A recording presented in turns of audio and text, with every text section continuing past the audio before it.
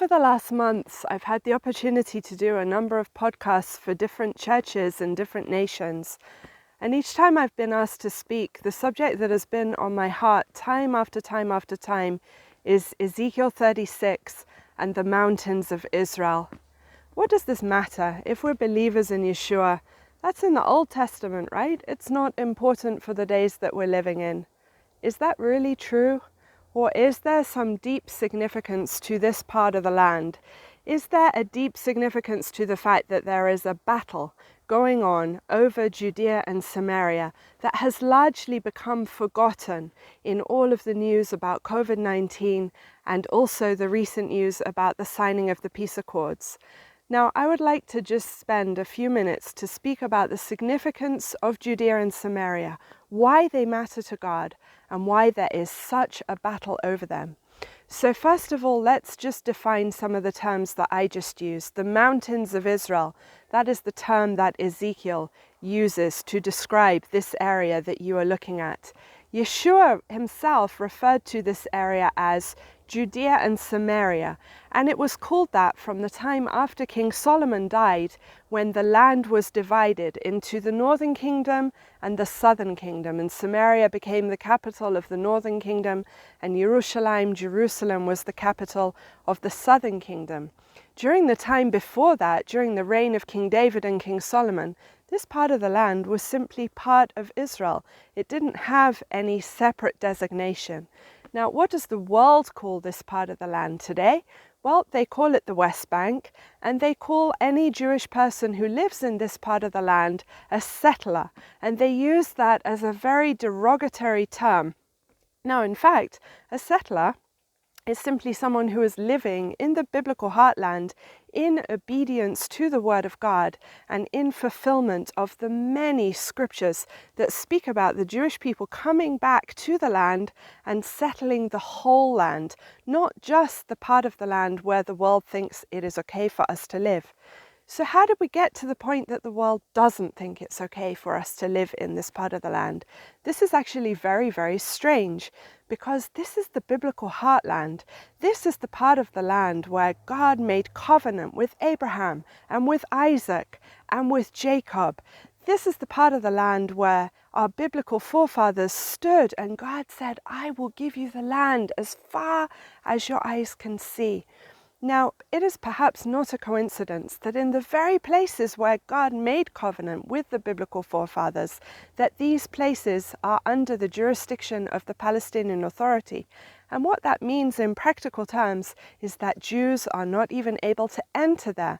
Whenever you get to one of these places, you will see a big red sign, and on it it says, "Entrance forbidden to Israeli citizens, danger of your life."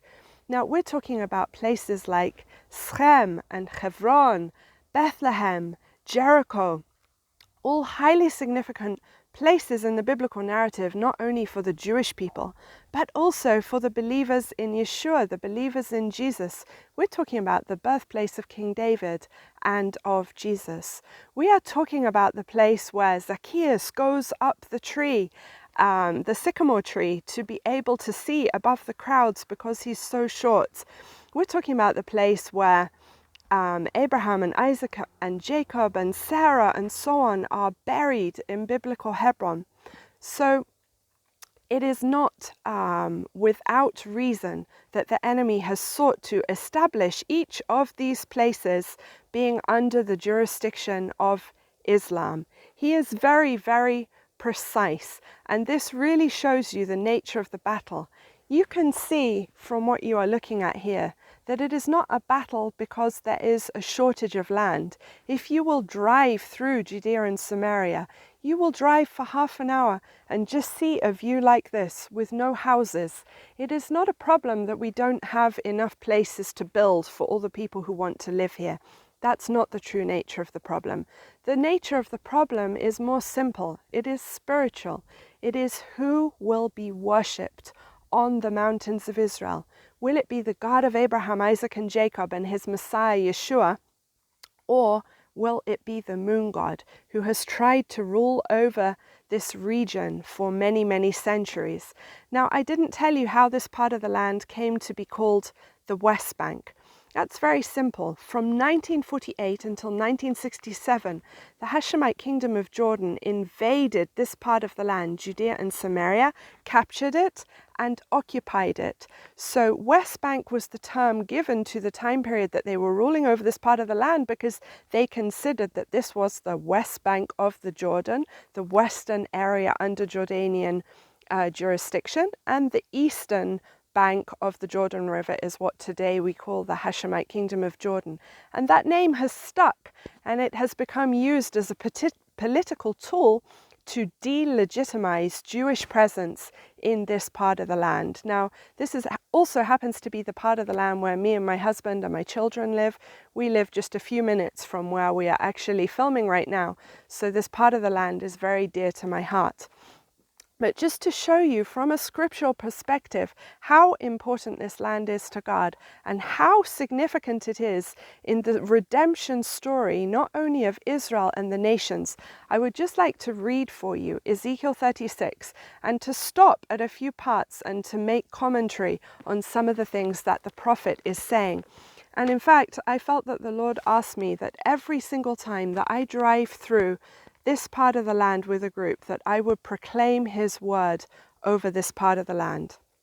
You, son of man, prophesy to the mountains of Israel and say, mountains of Israel, hear the word of Adonai. Thus says Adonai Elohim, the enemy has said against you, aha, even the ancient high places have become our possession. Now, isn't that what I just described for you?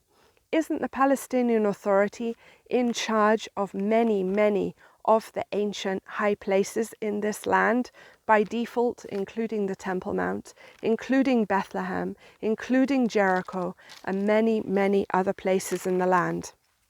Therefore prophesy and say, thus says Adonai Elohim, because they ravaged and crushed you from every side, so that you became the possession of the rest of the nations, and you became the talk and the evil gossip of people. Therefore, mountains of Israel, hear the word of Adonai. Now, when I hear these words, the talk and the evil gossip of people, doesn't that relate to the world's media? Doesn't that relate to what is said in the press about this part of the land, where if you're shown pictures of it, instead of being shown vineyards overflowing with grapes and olives that have been grown by the people living in this region, all generally you're shown is either a fire or some type of a battle or Molotov cocktails being thrown. That is not the reality of what the vast majority of Judea and Samaria looks like on your average day. It is beautiful, it is peaceful, and it is filled with life. Therefore, mountains of Israel, hear the word of Adonai. Thus says Adonai Elohim, to the mountains, the hills, the streams, the valleys, the desolate wastes, and the cities that are forsaken, which have become prey and derision to the rest of the surrounding nations. Therefore, thus says Adonai Elohim, surely in the fire of my wrath I have spoken against the rest of the nations and against all Edom that have taken my land for themselves as a possession with the joy of their heart and contempt in their souls in order to seize it as plunder. Surely it is not a coincidence that one of the bargaining chips in the Abrahamic Accords is Judea and Samaria, and what will happen with the Palestinian state, and are we allowed to exert sovereignty over this part of the land or not, as we were in fact promised and as we thought was going to take place in July. And yet it appears that it has become a bargaining chip in this whole peace deal that has been made recently, and we will speak more about that in another clip in just a few minutes. Therefore prophesy to the land of Israel, and say to the mountains and the hills, the streams and the valleys, thus says Adonai Elohim, behold, I have spoken in my wrath and my fury, because you have suffered the scorn of the nations. Therefore thus says Adonai Elohim, I have lifted my hand. Surely the nations that surround you will themselves suffer scorn. But you, mountains of Israel, you will shoot forth your branches and yield your fruit for my people Israel, for their return is near. And in fact, during this whole season of COVID-19, interest in making Aliyah, in moving back to the land of Israel, has increased really dramatically. Currently, there are huge waiting lists, and during the whole season of COVID-19, even when other flights were not allowed to come in the land, there were indeed flights bringing back Jewish people from the nations to Israel. For behold, I am for you. I will turn to you. You will be tilled and sown. I will settle a large population upon you, the whole house of Israel, all of it. Not only the part where the world says that we can settle, but the whole land. The cities will be inhabited. The desolate places will be built up. I will multiply man and beast upon you. They will increase and be fruitful. I will cause you to be inhabited as you were before. I will do better for you than at your beginnings. You will know that I am Adonai. I will cause people, my people Israel, to walk upon you. They will possess you, and you will be their inheritance. You will no longer deprive them of children. Thus says Adonai Elohim, because they say to you, you are a devourer of men, and you deprive your nation of children. Therefore you will no longer devour men, and you will no longer deprive your nation of children. It is a declaration of Adonai. I will no longer let the scorn of the nations be heard against you. You will no longer bear disgrace from the peoples. You will no longer cause your nation to stumble. It is a declaration of Adonai. The word of Adonai came to me, saying, Son of man, when the house of Israel lived in their own land, they defiled it by their way and by their deeds. Their way before me was like the uncleanness of a woman in her monthly cycle. So I poured out my fury on them for the blood which they had shed upon the land, and because they had defiled it with their idols. I scattered them among the nations, so they were dispersed through the countries. According to their way and their deeds, I judged them. Wherever they went among the nations, they profaned my holy name, since it was said about them, these are the people of Adonai, yet they had to leave his land. But I had concern for my holy name, which the house of Israel had profaned among the nations where they went. Therefore say to the house of Israel, Thus says Adonai Elohim, I do not do this for your sake, O house of Israel, but for my holy name, which you profaned among the nations wherever you went. I will sanctify my great name, which has been profaned among the nations, which you have profaned among them. So the first part of the issue, to do with the Jewish people coming back to this part of the land, is the sanctification of God's name. And surely that is an important issue. And surely that is why the world's press rails against those who come to live here, because in fact they are railing against the Holy One of Israel. And then the second part, it says, the nations will know that I am Adonai. So first, the sanctification of God's name. Second of all, the nations will know who he is. It is a declaration of Adonai, when I am sanctified in you before their eyes. So somehow, mysteriously, as we come back to this part of the land, the nations are going to know that he is God as he is sanctified in us before your eyes. For I will take you from the nations, gather you out of all the countries, and bring you back to your own land. Then I will sprinkle clean water on you. And here another process begins. First, there is a physical redemption of the Jewish people from the nations back to their ancient homeland. And now something else, something wonderful starts to take place.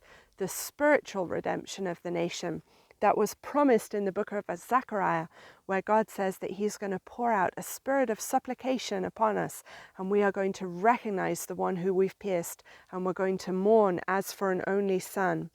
Then I will sprinkle clean water on you, and you will be clean from all your uncleanness and from all your idols. Moreover, I will give you a new heart. I will put a new spirit within you. I will remove the stony heart from your flesh and give you a heart of flesh. I will put my ruach, my spirit, within you.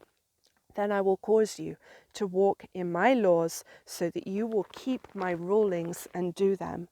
So such important things. You would never have dreamed it, right? Unless you read these passages, that God is bringing the people back from the nations to this part of the land in order that his name would be sanctified in Israel, in the sight of the nations, so that the nations would know that he is God, and so that Israel would not only be redeemed physically, but that she will also be redeemed spiritually.